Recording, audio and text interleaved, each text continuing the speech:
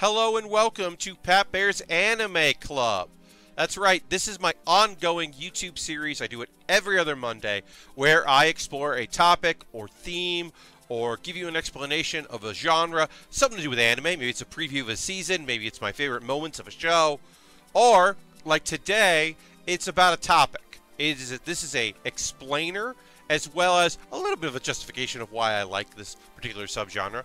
And we are talking about Pat Baer's Isekai Club. That's right, we're talking about Isekai. It is Pat Baer's Isekai Club.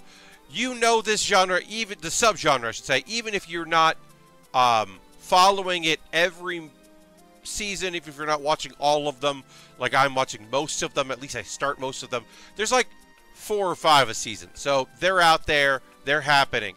There are very well-known ones, popular ones that people are interested in, like that time I got reincarnated into slime. There are ones that are a blip on the radar and no one's paying attention to, like Wise Man's Grandchild or Isekai Cheat Magicians. They put Isekai in the name and people are still like, yeah, whatever. Or ones that maybe people aren't even talking about and are actually really interesting and are playing with the genre in a way that's really fun. I'll talk about one of those later that's not slime, although slime is part of the generation of Isekai that is, well, we've done so many of these, we need to break the formula. What if instead of just a badass martial arts hero, he's just like a slime? Or a refrigerator? Or a spider? Or whatever. There's a bunch of these weird ones. And they're fun, and I like them. But anyway, you're asking yourself, Pat, please, please, please, please, what's an Isekai? I don't know. And here's the answer. An Isekai is just means a different world. Basic premise of an Isekai, follow the rules of Isekai. My voice cracked there, apologize. Character from a world like ours. Maybe not our exact world, but a world like ours. Character or characters travels through choice of their own, through a destiny, through a fate, through an accident, some way. They travel to another world. And in that world, they have abilities, or in the case of like RE0 and some other shows, no abilities. And they interact with that world. Maybe they're fulfilling a destiny. Maybe they are a replacement for a chosen hero, and they're just there by accident because they opened up a weird book. Maybe they were playing a video game, and one night they went to bed, and they woke up in a world very similar to the video game they played in. Or maybe they're trapped in a virtual world and are just trying to figure things out. There's a lot of different kinds of Isekai. There's comedic. Most of the ones that are modern right now inform some form of fantasy around an overpowered dude and the ladies who love him. That's right, harem is a big part of Isekai. But it wasn't always the case. In fact, modern Isekai have its roots in 3 shows that really defined the genre, which were Inuyasha, Fushigi Yugi, and Escaflowne. And a big important topic of that is that obviously Inuyasha, main character of Inuyasha, but Kagome, a lady traveling to a different world, time period, whatever. Escaflowne, Fushigi, same thing. Female driven, because a lot of a different world anime and manga takes its inspiration from fairy tales and classic stories, which often featured female leads. You could argue very successfully that Snow White, I was about to make a really cool point, and then I said Snow White when I meant Alice in Wonderland. So that knock on me. Snow White, maybe you could say is an Isekai, but not really. No, not at all. But you could definitely say that Alice in Wonderland is an Isekai. Alice travels to a fantasy world. Dorothy, Oz is definitely a fantasy world, a different world. Dorothy is definitely and Wizard of Oz is an Isekai. Yeah, travels. Female leads. Now that changed over time to what we have now, which is occasionally it's a female lead. Or often, even more often than that is there was a dude and he's been reincarnated as a lady. Or most commonly it is a dude. Now why did that happen? Nobody really knows. It's probably part of the light novel boom, the influence of RPGs, and probably Sword Art Online. which is its subgenre of an isekai in that it is they're trapped in a virtual world, which is different than Overlord. It's more like Dot Hack, which should come before it. Please, Dot Hack, I understand. I understand. Dot Hack came before Sword Art Online. But Sword Art Online is huge. And also, you may have noticed by this photo, there's just a bunch of ladies, one of whom is biological cousin, raises a sister, a whole other thing. There's just a bunch of ladies who really love this dude. They just really love this dude. And they just add more and more ladies as the show goes on that love that dude. I just love that dude. But that's probably one of the big pushes in there. No Gain, No Life, and various other very popular, I mean, everything from that to Overlord, shows that had a broadcast still had generally a main male lead. And it is considered isekai because even though it's a virtual world, you are trapped there in a different world. And if you can travel, like I mentioned in Inuyasha, you can travel between worlds. It's not necessarily have to be permanent or you're stuck there until the end of the story.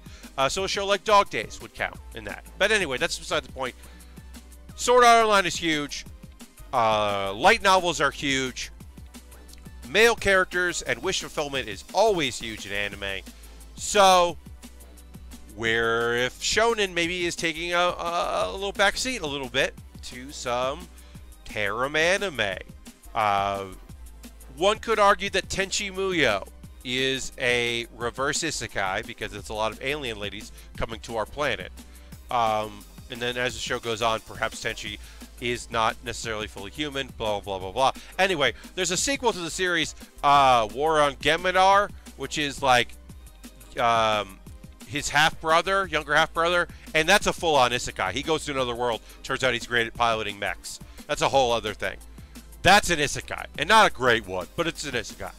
That's a isekai that I wish was a mech anime, because there are mechs, but it's not the focus. Anyway, tangents. So you might be asking yourself, Pat, you watch a lot of isekai. Do you like them? Do you like any of them? And be like, yes, I do. So the Rising of the Shield Hero is a mech anime, not mech anime. I wish there were mechs in it. It's an isekai that I like. I don't love this show. It's important that I think that you have a main character who not only does not want to be there, which is often the case. Sometimes they're reborn. Oh, I didn't even say that. They're summoned, but a lot of times in isekai you died because you got hit by a truck or whatever, or just killed from an illness or murdered, and then you're reborn in a new body and you retain your memories from your previous life, or you eventually unlock your memories from your previous life. In this show, in this one, you're summoned. That's a summon one. Doesn't want to be there. And also, for some reason, as we find out in the series, there are a lot of people that don't want the Shield Hero to be there. And that's kind of interesting. There's a lot of problems with the show, but there are some interesting points, so I'll include it as, at the very least, an interesting isekai. Overlord, another interesting isekai. So this is the guy who's playing an RPG, goes to sleep, wakes up inside a version of that RPG. Not that exact online game, but some version of it, as the character that he played. It is an exploration of what, and the difference between an NPC that you wrote and an NPC in quote-unquote real life in the game. It is also an exploration of what if the main character in Isekai sucked, was just not bad, but was an asshole, was the villain of the series that you should hate. As the series goes on, you should hate him more and more. Ainz Al-Ghul sucks. It is just a monster. It's kind of interesting, in my opinion. Didn't I say to make my abilities average in the next life? Now, this show isn't over yet, so it could take a nosedive, but I don't think it will. It is a throwback to female-led. It is self-aware of the genre. She is aware that these kind of stories happen, that she is in this kind of story. Our main character. The fact that she's abilities average, she didn't want these extra powers. She didn't want to be a hero. She was like, well, if I'm going to be reborn, I'd just like to be like average and have friends, because I was already doing pretty great things in my regular life. I'd rather, just kind of start over. But she is the average of the weakest human in this fantasy world and the strongest dragon, who is so much stronger than everyone else. So she's the average, which makes her one of the most powerful creatures in that world. And that's just a fun little wrinkle. It's a comedy. It's fun. The supporting characters are great. It is a really fun show. And it's not over yet at the time of this recording. But didn't I say to make my abilities average in Next Life is a choice isekai. I highly recommend. Log Horizon. Log Horizon is, what if Sword Art Online was good? Don't at me. I mean, at me. Leave a comment. Leave a comment if you have a favorite isekai. If there's something I didn't mention in this list, or one that you hate so much, or if you don't watch them, you know, let me know in the comments what kind of isekai you're into. If there's a show that I missed out. Do you love Konosuba? Do you love ReZero? You know, am I missing out? Do you think that Death March is where it's at? Believe me, I have 10 or 12 more. Did you think that Demon Lord Retry could have been really great and was good, but could have been great? Anyway, that's besides the point. Because Log Horizon, wake up you're trapped in a video game. And it's also an interesting, to me, exploration of what does that mean if you don't die? If death is just, you lose a little of your memory, but you don't really die. What does it mean to be immortal? It's interesting. And clearly a love letter to RPGs and manga. And it's really fun. And then that time I got reincarnated into slime, which, as I mentioned earlier, is in many ways a attempt to do a twist on the genre. That is, there's so many isekais, you're not just going to be like, hey, we found this guy and he's going to save the world. You got to do more than that. So he's a slime. And it's fun. Is the OVA good? No. Don't watch the OVA. Should it really be 24 episodes and actually honestly be 18 episodes? Yes. It overstays its welcome. But it's fantastic. It's very fun. The harem elements are few and far between. It is mostly an exploration of what happens if a guy who's just trying to do his best ends up being pretty overpowered and just wants good things for people. I do wish that not all of the female characters, when they evolved, just became hot ladies. Did the dragon lizard lady need to become a hot lady? No, she did not. But still, it's still good. And what do I got here? Oh yeah. Last thing I want to talk about real quick. Are these isekai? Are they reverse? Is there a such thing as reverse isekai? Because it is a common trope in anime to have people from another world come to the human world, the regular world, and wreak havoc on it comedically or, you know, dramatically. So, is the devil is a part-timer a reverse isekai or an isekai? Is the demon lord coming to our world and trying to fit in and raise money and get their evil back an isekai or reverse isekai? I don't think so. Is Restaurant to Another World a reverse isekai?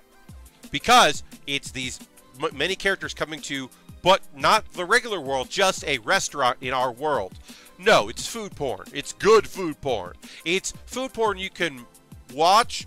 There's occasionally some, like, suggested nudity about the dragon creatures that are posing as humans.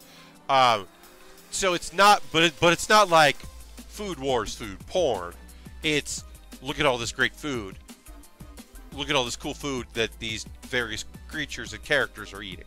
Pretty great. But it's not an isekai or reverse isekai. I don't even have a photo for this. I don't have a photo for this. But I literally saw this on Twitter right before I started recording. I had to get the recording started, so I didn't grab a photo. But there is the belief that Dr. Stone is an isekai because Senku wakes up in a post-apocalyptic primitive world and is using the knowledge he has. It's not a different world. It's a different era. I don't think that a different era counts as an isekai. Because Inuyasha is still a world of demons and fairy tales. Time travel, to me, doesn't imply that it's an isekai. Like, if you travel through time, to the past or future, and you're just using your knowledge. I don't buy it. Maybe I'm wrong. Let me know in the comments. And actually, that brings up an important thing, because we're wrapping up the video here. One, I want to hear three things from you. First and foremost, favorite or least favorite isekai. Let me know. Secondly, I have music lightly playing underneath this video. It's my first attempt at doing that in any video I've ever done. Did you like it? Did you hate it? Should I have done it? Should I never do it again? Let me know in the comments below. And thirdly, my next video, which comes out on, I have to look it up. Let's see. My next video will come out on Monday, December 18th. It'll be about Christmas in anime. It'll be about anime where Santa is real. It'll be about anime where they celebrate Christmas.